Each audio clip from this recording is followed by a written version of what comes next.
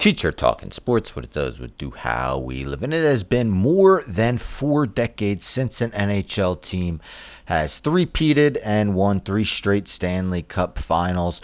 That was the New York Islanders, who actually won 4 in a row from 1980 to 1983. Of course, Mike Bossy, Brian Trottier, Dennis Potvin, Billy Smith. They were the last real super dynasty of the NHL. I mean, the Oilers won a bunch as well, but never 3 in a row. Well, of course, the Florida Panthers have made 3 Stanley Cups in a row, but have won the last 2, so they will attempt next year to become the first team, again, in more than 40 years, to win 3 straight Stanley Cup.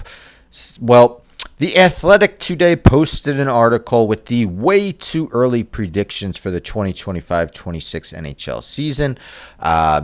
Did a bunch of things. We're just going to take a look at who they think is going to win the Stanley Cup. And many of the voters believe that it's a 2-team race because there was a tie for first. So 34.8% of the voters said the Panthers, 34.8% said the Golden Knights. So do the quick math. That's nearly 70% of the voters picking one of those 2 teams. Of course, the Panthers had 3 key free agents in Ekblad, Brad Marchand, and Sam Bennett. Many people believe that, maybe they could sign 2 out of the 3. No way they'd be able to re-sign all 3. Well, lo and behold, all 3 are back in the fold. And, of course, the Golden Knights, who have been one of the better teams in the NHL really since their existence, have won a cup, added the star player in free agency in Mitch Marner. Now, Marner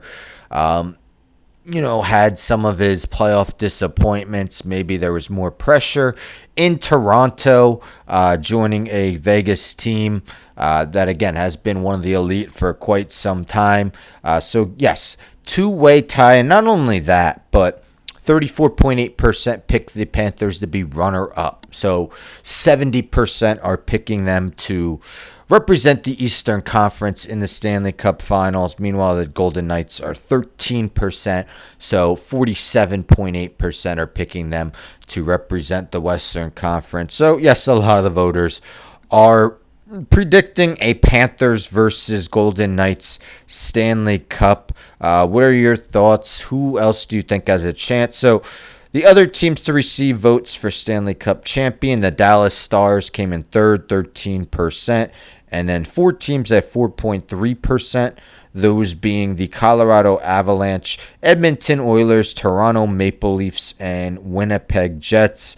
Carolina Hurricanes actually got 13% for runner-up, but no one picked them to win the Stanley Cup. A couple other quick votes that I'll talk about really quick. Surprise playoff team, the team to get the most votes, Columbus Blue Jackets. Dark Horse Cup contender, most votes, Winnipeg Jets. Of course, last year were the President's Trophy winners. Biggest disappointment, New Jersey Devils. President Trophy tie between the Hurricanes and Golden Knights.